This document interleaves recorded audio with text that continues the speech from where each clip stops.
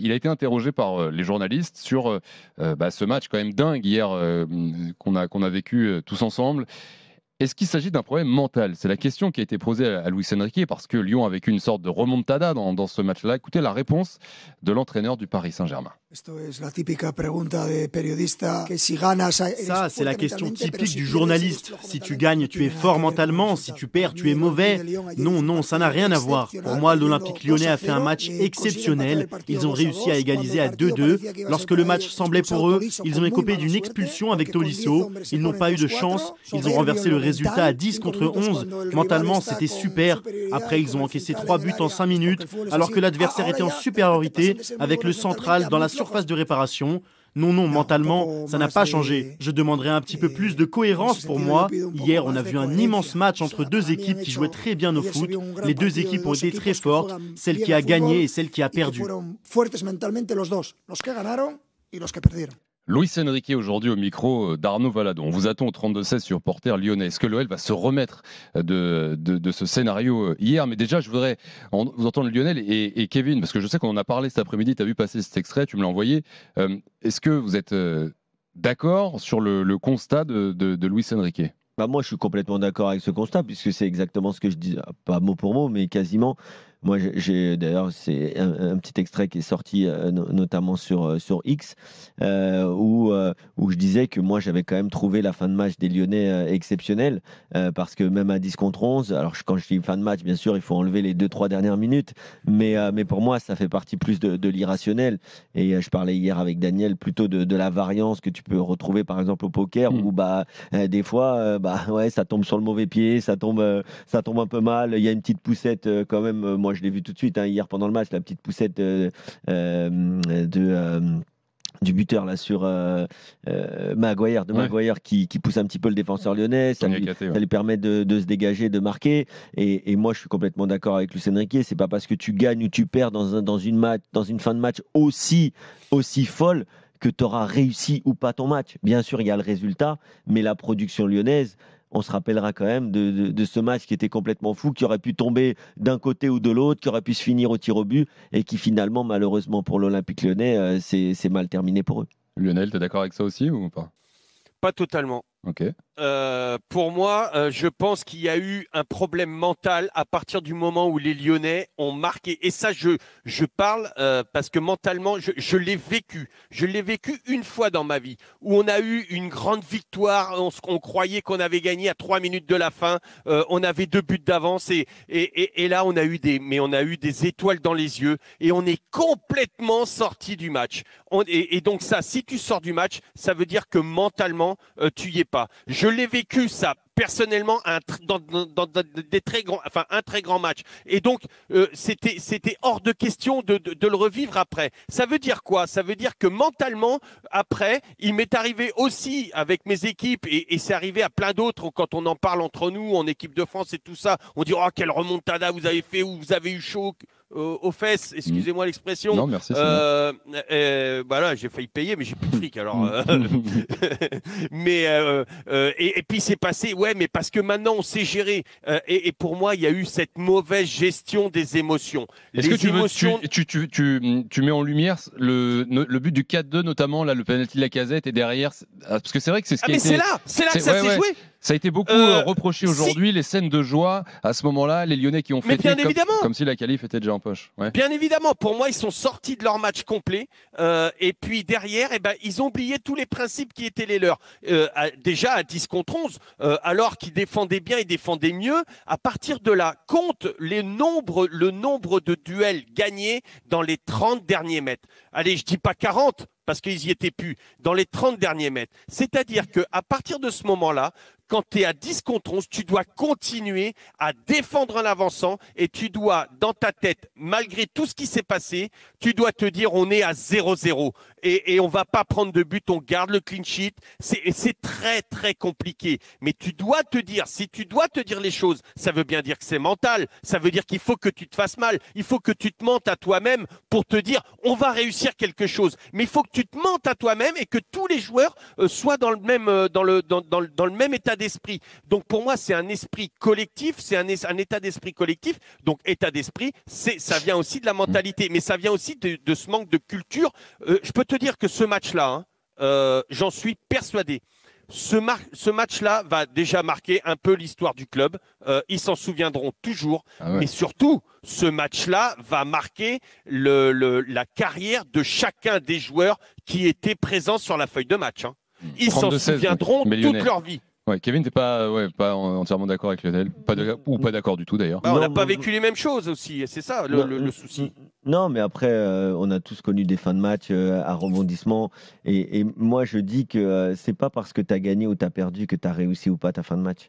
Parce que des fois, tu vois... On se détache du résultat. Mais c'est quand même pas une fin de match réussie, Kevin. Pas un seul duel gagné. C'est pas la question. Pas un seul duel gagné dans les 3 dernières minutes. Ça n'existe pas dans le football. Ça n'existe pas. Tu peux pas. C'est pas uniquement cette question-là. C'est que aujourd'hui, il y a des gens qui vont.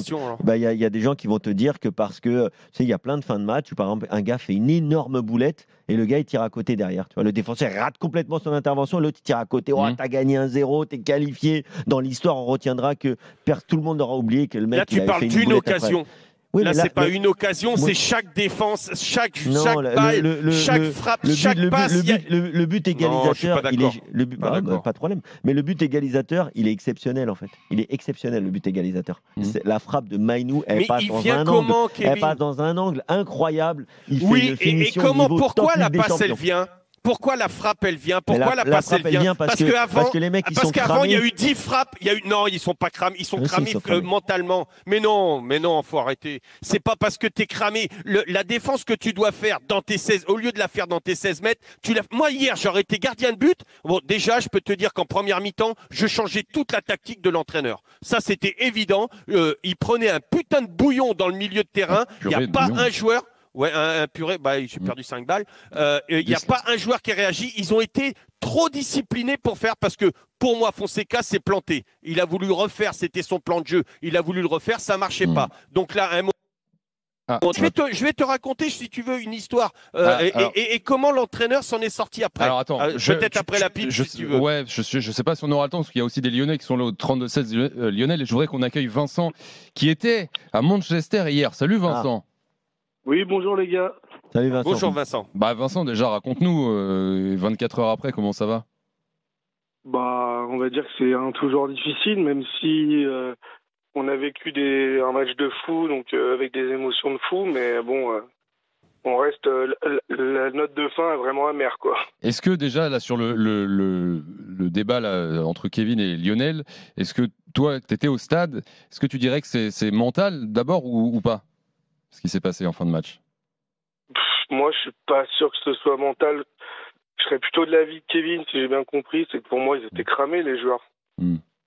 On voyait vraiment la Casette, c'est une légende lyonnaise, mais là, à la fin, on voyait qu'il avait pu faire le pressing, qu'il était cramé. Et puis, avec un de moins et personne pour garder le ballon, moi, je trouve qu'on a manqué d'un Matic, peut-être qui serait rentré, qui aurait pu garder un peu mieux le ballon au milieu de terrain, ou nous obtenir peut-être des petits coups francs pour nous faire remonter le bloc. On n'avait plus personne qui faisait remonter le bloc. Attention, tu es en train de te contredire, c'est-à-dire que tu es en train de dire que c'était pas mental, mais tactique apparemment. Non, parce que... si tu fais rentrer Matic, on aurait pu se garder le ballon, on aurait fait ci, on aurait fait ça, on aurait fait d'autres choses, donc c'est pas mental. On saura jamais. Voilà, mais laisse Vincent répondre. Le plus gros, c'était pas mental, c'était vraiment au niveau du physique. Bien. Après, peut-être que oui, avec un autre coaching, on aurait peut-être pu faire mieux, mais je trouve surtout que l'équipe était cramée. Alors, il y a ce derby qui arrive. Tu sais, il y a qu'une. Ouais. Moi, je vais juste après, j'arrêterai parce que ça m'énerve d'entendre ça. Vous savez quoi?